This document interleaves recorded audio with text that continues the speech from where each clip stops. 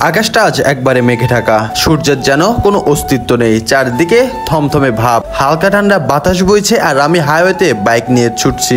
এরকম মেঘলা দিনে বাইক চালানোর মধ্যে এক ধরনের অদ্ভুত শান্তি আছে। এই হাইওয়ে আমার খুব চেনা, কিন্তু আজ মনে হচ্ছে আমি যেন এক নতুন কোনো রাস্তায় চলে এসেছি।